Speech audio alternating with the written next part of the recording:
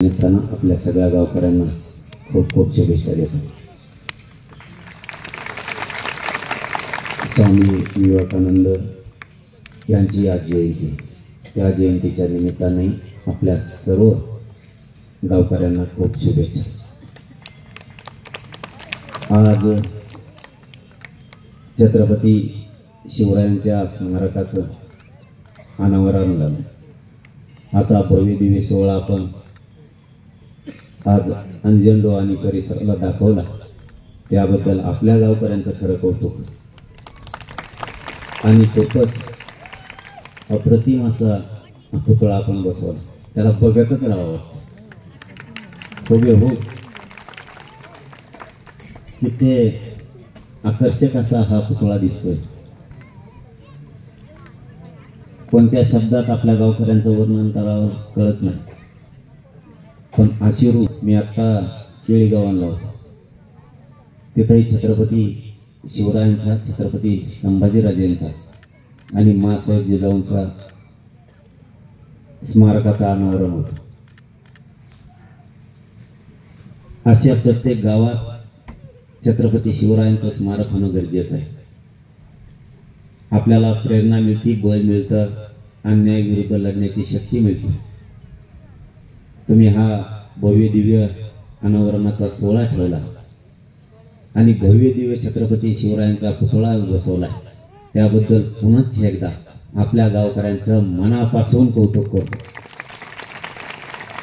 एक दिवसावर झाली पाहिजे करतो आम्ही रचिवच बोलिले. हो ना, बघण्यासारखा आहे पुतळा. आता हे आदर्श आपल्या गावाचाही राज्यभर जाईल आणि गावागावात असे पुतळ्या बसण्याचं काम सुरू होईल. तुम्हाला जिजाऊ जयंतीच्या शुभेच्छा दिल्यातच, पण मला हॉस्पिटलला जायचं. मी काल सुट्टी घेतली, धाराशिवला मोर्चा होता म्हणून. आज आपला कार्यक्रम होता, माँसाहेब जिजाऊंचं सिंदखेडला दर्शनासाठी जायचं होतं. कारण दिवाळी मी चुकत नाही, वर्षातून एक दिवस तिथं जातो. कारण वर्षभर मग माणसाला बळ राहतं, आशीर्वाद माँसाहेबांचा मिळतो. म्हणून जिजाऊचं दर्शन घेतलंय. आता पुन्हा गावाकडे जायचं आहे, कारण आम्हाला तिथं डॉक्टर बसूनच सलाईन एक सलाईन मग असतात जनकाची ते सलाईन असत. पण सलाईन घेऊ दे, नाही तर कशाही वेदना असू दे, लेकराला मात्र तुमच्या न्याय दिल्याशिवाय हटत नाही.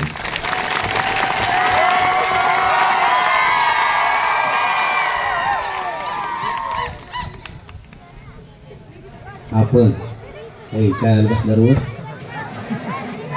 असे पोटे बेकार आहेत ना, वर जाऊन बसले की तिथून आलं बसलो. याच्यामुळे यांना मुंबईला नेलं.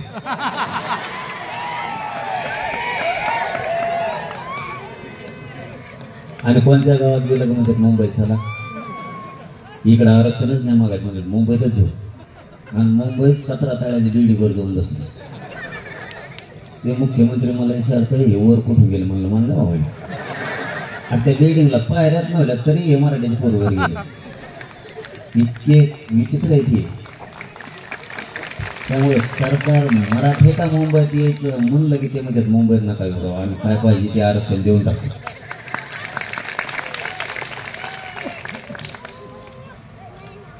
आपलं पुन्हा 25 तारखेला आमरण उपोषण. काय आलं रे टाके सिंगच्या पुऱ्यात तिकडे लांब. तुमच्या गावात मुली निघाल्या नाही? तुमचं नामची काय भावकी काय आमचं निघाणार आणखी. पण जाऊ द्या, महाराष्ट्रातल्या अनेक गावं निघायला लागलेत हजार. कोणाचं तरी लेकराचं कल्याण होतं, आपलंही होईल. मी हटत नाही, सगळ्यांच्या लेकराला आरक्षण मिळाल्याशिवाय ते घ्यायचं आहे.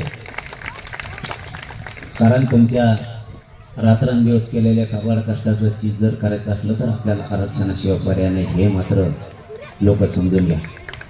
आरक्षण म्हणजे जातीवाद नाही बरं का, ते खूळ सगळं डोक्यात काढून टाका. कोणाला जर वाटत असेल ना आरक्षण म्हणजे जातीवाद आहे, आपल्याही लोकांना काढा आणि दुसऱ्यांनी पण काढा. कारण आरक्षण ही एक सुविधा आहे राज्याची आणि केंद्राची. ती प्रत्येकाच्या गोरगरिबाच्या लेकराला मिळाली पाहिजे. तो जातीवाद नाही असू शकत. जशी तुम्हाला आरक्षणाची आशा आहे तसे आमच्याही लेकराला आशा आहे. आमचेही मायबाप रात्रंदिवस कष्ट करत आहेत. एक एक रुपया मागे टाकून आपले लेकरं शिकवत आहेत. प्रत्येक आई बापानं स्वप्न बघितलेलं आहे की माझी मुलगी किंवा माझा मुलगा या अधिकारी झाला पाहिजे. आम्हालाही स्वप्न आहेत.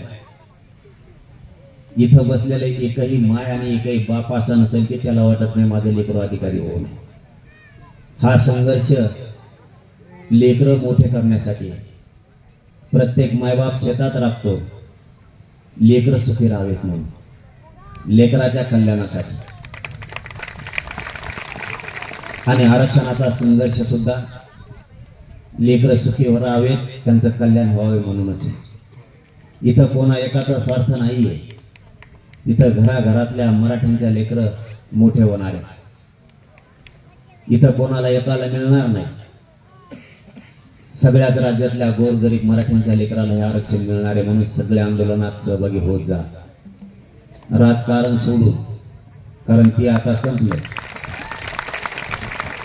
ती मोठा पोळा संपला आता. तो लय बेकार पोळा होता मध्ये. अशा लाईनी लागत होत्या त्या, मी तो पागलच व्हायचो. कुठेतरी ते टीव्ही हाय कोपरा धरला लाईन. अरे सगळे भावे आमदारच ना. अरे बाप, आरक्षण मागच राहिलं म्हणलं डोक्यातून काढायला लागेल लवकर. कारण आपण राजकारणाचा खूप ताबडतोब डोक्यातून काढत जा. मी कसं काढलं नको म्हणलं, हे लय बेकारी हे कार्यक्रमच नको. आपल्याला आरक्षण पाहिजे आपल्या गोरगरिबाच्या लेकराला, आणि ते मिळवून द्यायचं आहे. पुढच्या काळात ही लढाई सुद्धा जिंकायची. स्वप्न जर तुम्हाला साकार करायचे असले तर आरक्षण घ्यावायला लागतं. प्रत्येक शिकणारे लेकरं, मग तो मुलगा असो किंवा मुलगी, सगळ्यांनी आपल्या घरच्यांना सांगत जा आरक्षणाची काय गरज आहे. काही लोकांना आरक्षण कशाला पाहिजे हे सुद्धा आणखीनही माहीत नाही. कारण आपले आजोबा पंजोबा आणखीनही अडाणी आहे. काही जणांचे आई वडील सुद्धा अडाणी आहेत. त्यांना आरक्षण म्हणजे काय हे बऱ्याच जणांना कळत नाही. म्हणून जेवढे विद्यार्थी असतील ना त्यांनी सांगायचं शिका आरक्षण कशाला लागतं. शिक्षणात सवलत मिळती, पैसे कमी लागतात. नोकरीत जर आपले लोक घालायचे असतील, नोकऱ्या मिळवायच्या असतील तर आरक्षण पाहिजे हे सांगत जा. आणि जे नोकऱ्याला लागले यांना बढत्याच मिळत नाही. जर एखाद्या खुर्चीवर बसला तर रिटायर होतो त्याच खुर्चीवर जसं का फ्युकल केले त्याला पुढं जातच नाही. ती बाकीच्यांचे मागून येऊन पुढे अधिकारी होते तर आपल्या बढत्याच होत नाहीये. कारण आरक्षण पण नाही. आपल्याला केंद्रीय कॉलेज मिळत नाहीये. आपला टक्का नोकऱ्यातला कमी व्हायला लागला. हे समजून घेणं सुद्धा गरजेचं आहे, समजून सांगणं सुद्धा गरजेचं आहे. मी लढणार आहे. मागची बुळबुळ आरक्षण भेटलं का तुम्हाला?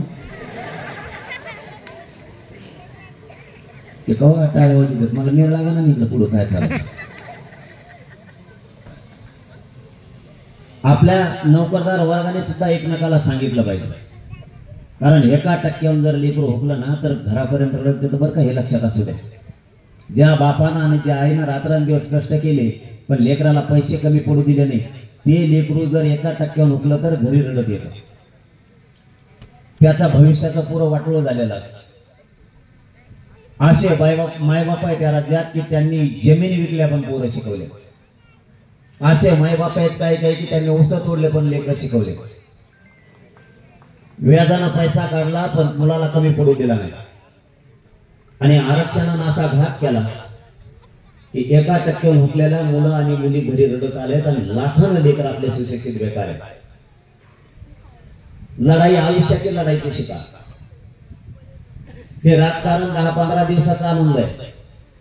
तात्पुरता आनंद घेऊ नका. आपल्या लेकराला आयुष्याचं आरक्षण देऊन तेव्हा आनंद घ्या. आनंद कोणता व्यक्त केला पाहिजे. एखादा अंजन डोल मधला मायबाप शेतात काम करतो, त्याचा मुलगा किंवा मुलगी कुठेतरी नोकरीसाठी गेली आणि त्यांचा तिकडे नोकरीला नंबर लागला. ती मुलगी आपली पोरगी नोकरी लागलेला मेसेज गावात आला. सगळं गाव त्या मायबापाच्या शेतात पळत गेलं आणि तुमची मुलगी अधिकारी झाली म्हणून सांगितलं. त्या गावानं तुम्हाला डोक्यावर उचलून गावात आणलं पाहिजे, डीजे लावून तुमची मिरवणूक काढली पाहिजे. तेव्हा आपल्या आयुष्यातला सगळ्यात मोठा आनंद आहे. आपल्याला उलट्या सवय लागल्या.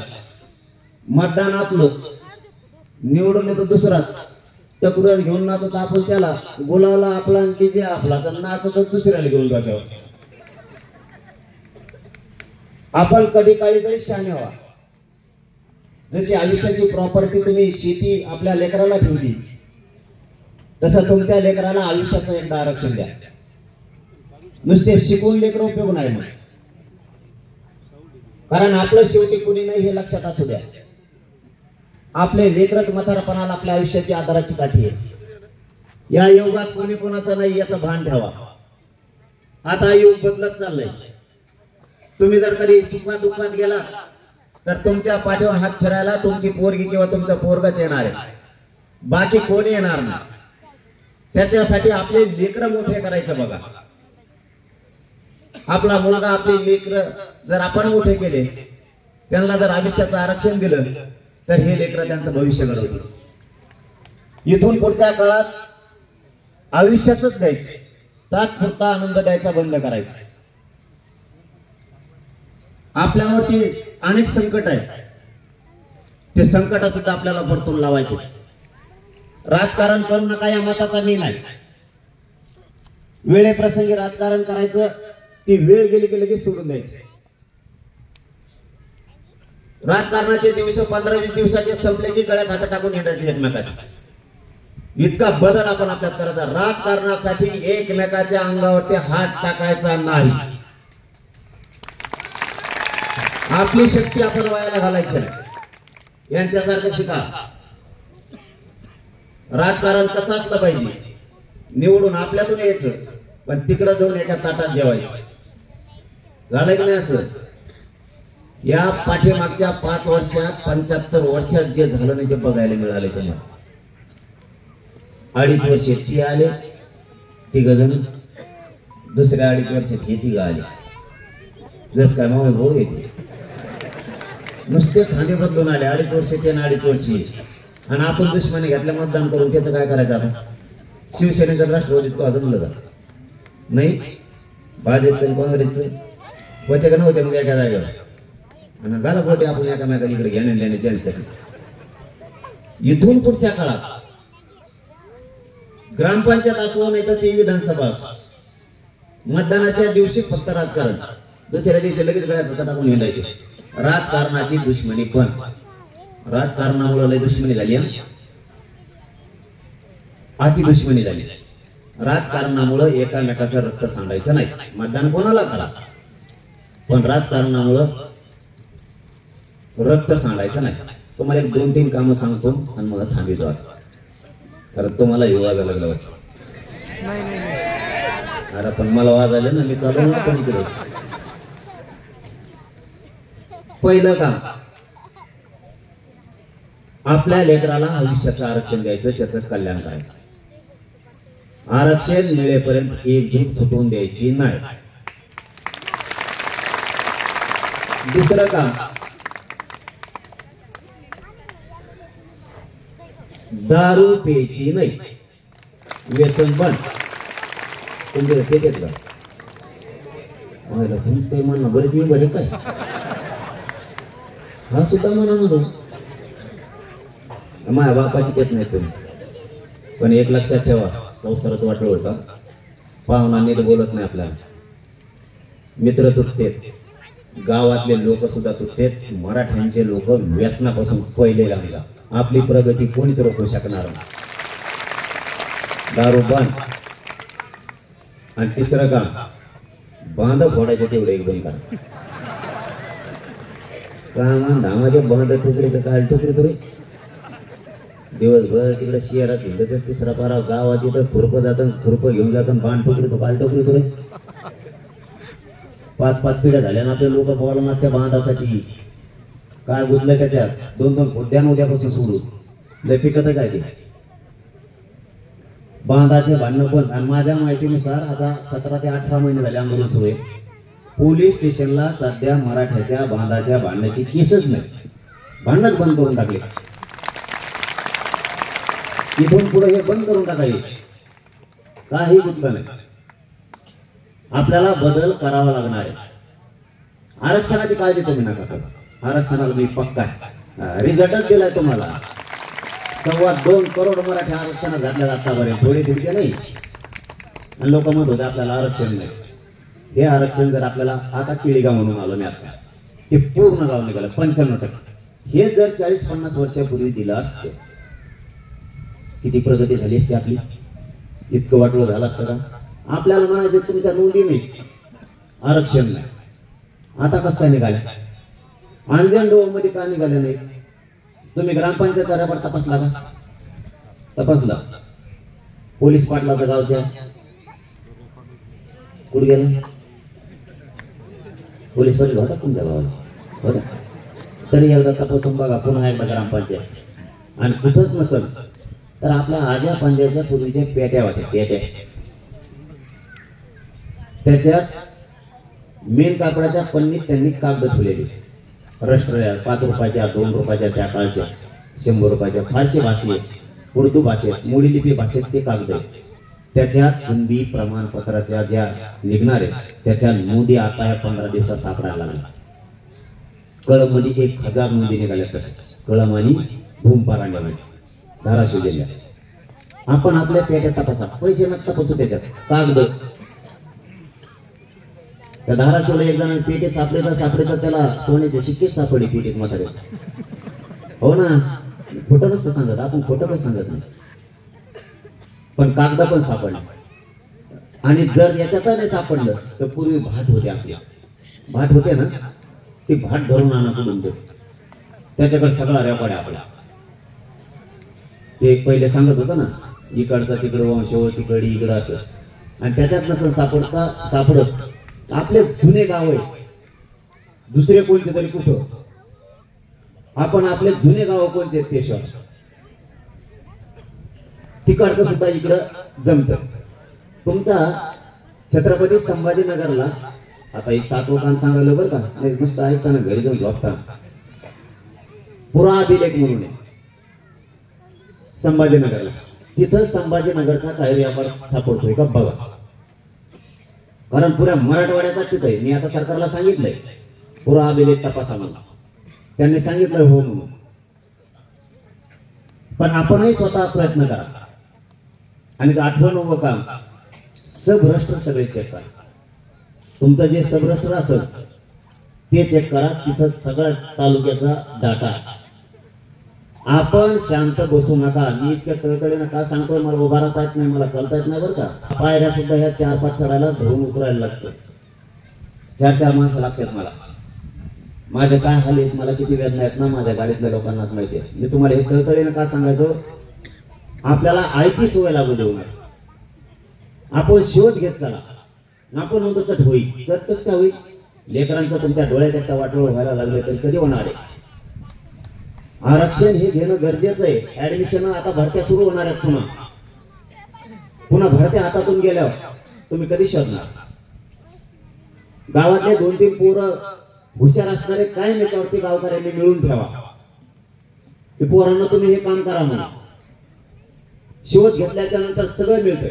तुम्हाला वाचायला लोक नसतील अभ्यासक तर मी धाराशिवून बोलून घेतो. आपली तिथे एक पोरांची 50 पोरांची टीम तयार झाली. त्या पोरांनी फारसी, उर्दू आणि मोडी लिपी वाचनच केलं. इतकं कामाला लागलं पाहिजे. ते म्हणजे आम्ही कुठपर्यंत पण जातो, तुम्ही फक्त सांगा आम्हाला या तालुक्यात जायचं. कारण सरकार म्हणतं आमच्याकडे मनुष्यबळ कमी आहे, खोटं बोलतंय. अभ्यासक नाहीये हे पण खोटं बोलतंय. कारण त्याचं कारण आहे, पाठीमागच्या वेळेस यांनी मोडी लिपी अभ्यासकांचे पैसेच दिले नाही, पगारच दिला नाही, त्यामुळे ते कदरून गेले. म्हणून काही नोंदी सुद्धा शोधायच्या बंद झाल्या त्या मधल्या काळात. म्हणून आपण सुद्धा प्रयत्न करा. काय लागत नाही त्याला, आयुष्याचं जे आहे ना त्याच्यासाठी वेळ द्या. काही काम नाही आपल्याला, 1-2 दिवस शेतातलं काम बुडेल काय फरक नाही पडत, पण ते आयुष्यासाठी ते एकदा घेऊन तुमच्या लेकराला मिळू द्या. कुठं अडचण येतील ते तर बघूच.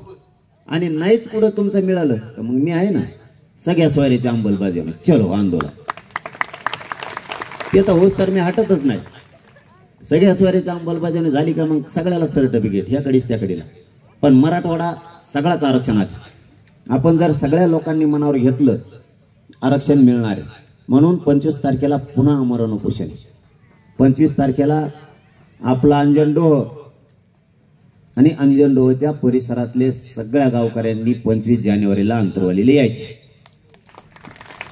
येणार ना सगळे? सांगा बरं इमानदारीने हातवर करून. अरे तुम्ही इतके आले होता कार्यक्रमच केला सरकारचा.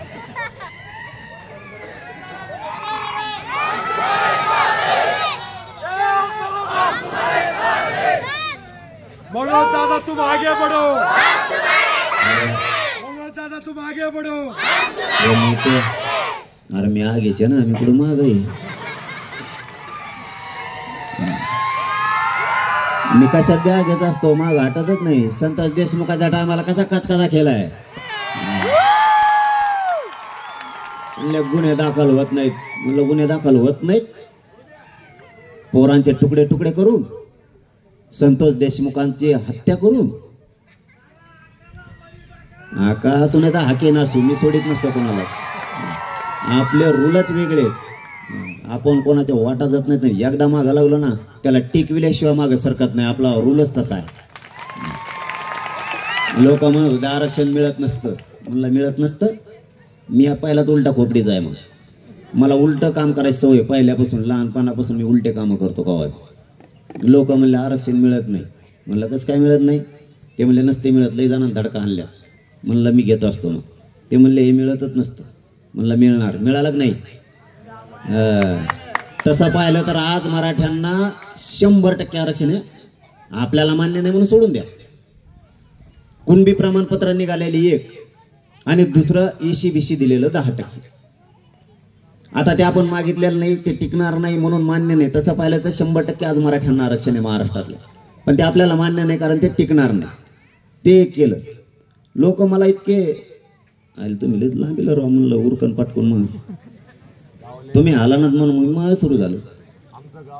इथून मला आणखीन एक गोष्ट म्हणायची. लोक आरक्षण मिळत नाही याबरोबर OBCतून आरक्षण मागितल्यावर दंगली होत्या.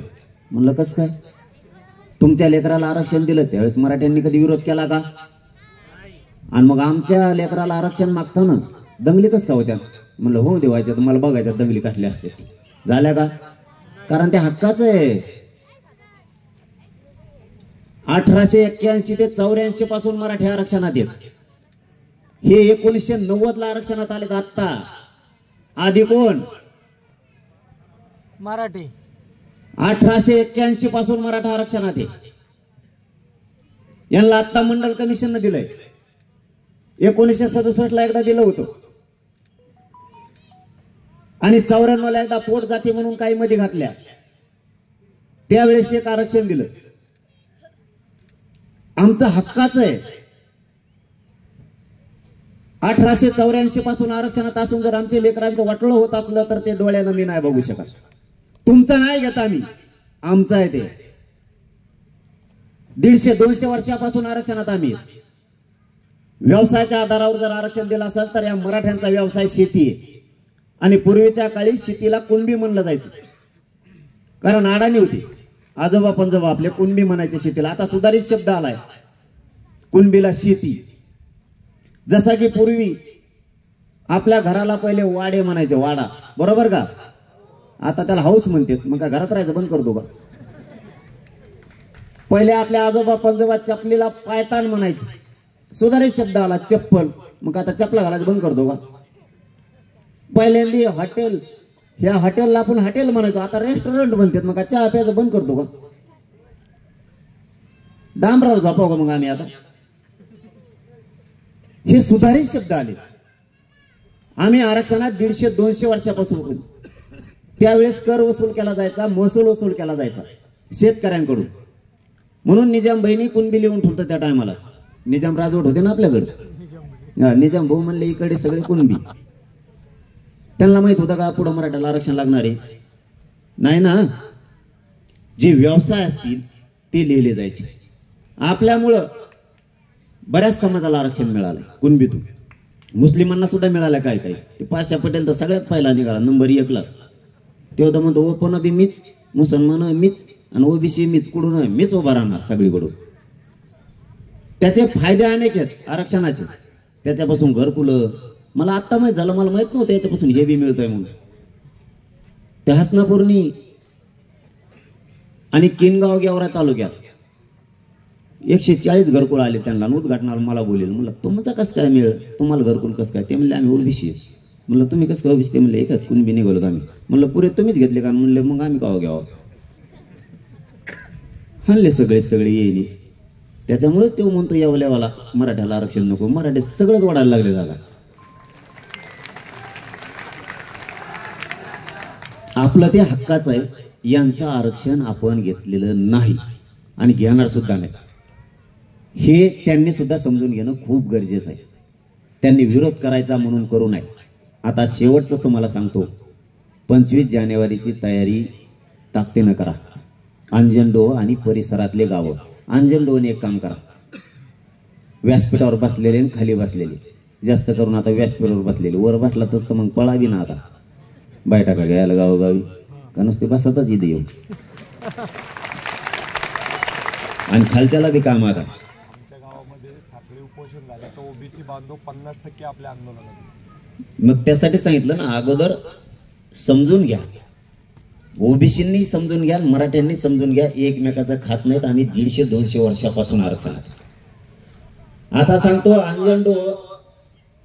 अंजनडोह पासून 50 किलोमीटरचं अंतर चारही बाजूला. उद्यापासून बैठका सुरू करा गावोगाव.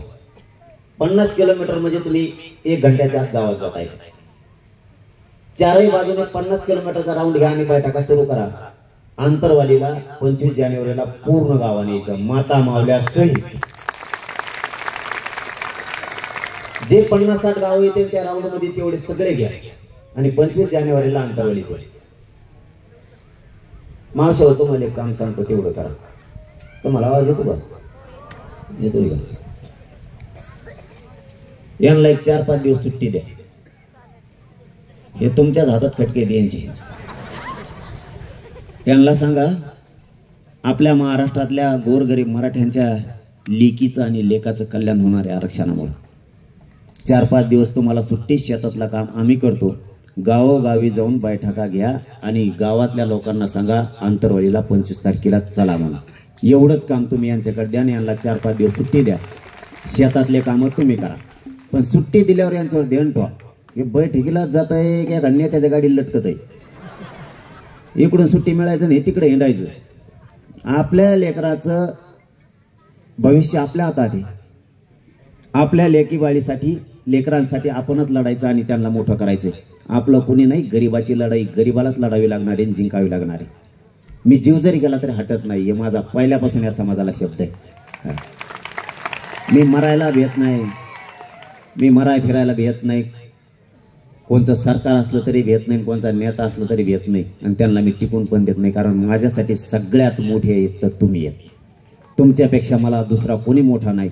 त्यामुळं मी यांना मॅनेज होत नाही, यांना फुटत नाही, काहीच करत नाही. मला गरजच नाही ना. काय देऊन देते पैसे आणि पद. पैसे जमतच नाही. कवा कर्जच असतं माझ्यावर.